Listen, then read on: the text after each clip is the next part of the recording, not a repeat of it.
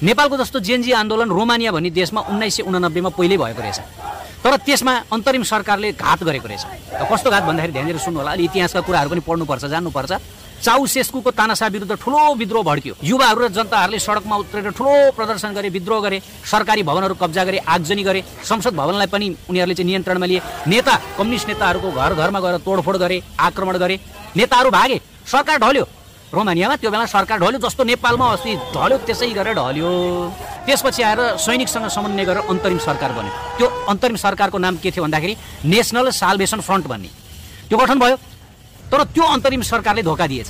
के गरेछ भन्दाखेरि त्यो अन्तरिम सरकारले बाहिर भने चाहिँ जनता र युवालाई चाहिँ आश्वासन दिएछ, अब हामी प्रजातान्त्रिक, अब हामी तपाईँहरूको माग अनुसारको सरकार बनाउँछौँ, अगाडि बढ्छौँ भनेर आशा देखाएछन्। तर भित्रभित्र भने चाहिँ त्यही पुरानै नेता, को नेता, चाउसेस्कु शासनकै पुराना कम्युनिस्ट नेताहरूलाई नै उसले चाहिँ फेभर गर्दो रहेछ, सपोर्ट गर्दो रहेछ।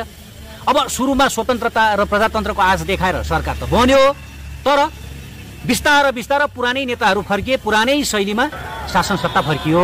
परिणामस्वरूप के भयो भन्दाखेरि अब पुराना सरकार, पुराना नेता, उनीहरूलाई त एकदम भित्रभित्र रिस भइरहेको थियो, उनीहरूको घर जलाएका थिए। अब उनीहरूमा त एकदम प्रतिशोधको भावना थियो। त उनीहरूले त्यहाँका जेन्जी, अब जेन्जी नै त नभनौँ तर त्यहाँ अब युवाहरू भनौँ, त्यो आन्दोलनकारी युवाहरूलाई तिनीहरूलाई पक्राउ गरे, तिनीहरूलाई जेल हाले। अब तिनीहरूमध्ये कतिलाई मारे पनि, तिनीहरूमध्ये कतिलाई देश निकाला गरे, के भयो के भयो। त्यही पुरानै सरकार फर्कियो। इजिप्टमा अरब स्प्रिङ क्रान्ति भनेर 2011 मा भएको थियो, हालसालै भएको, त्यहाँ पनि त्यही भयो।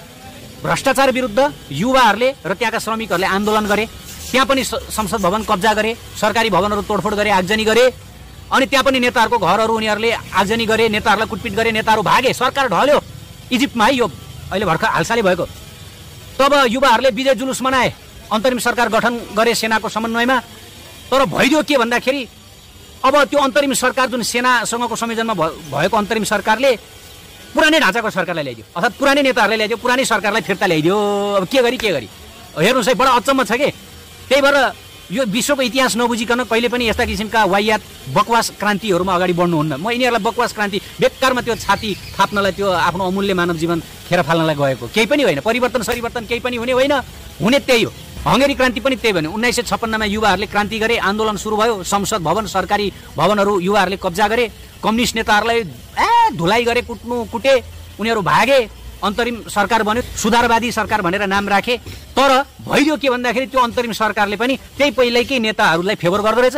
अचम्म, पहिल्यैकै नेताहरूलाई उसले फेभर गर्यो। कहाँबाट कसरी पहिल्यैकै नेताहरू आए। अब उनीहरू त कडा कम्युनिस्टहरू थिए।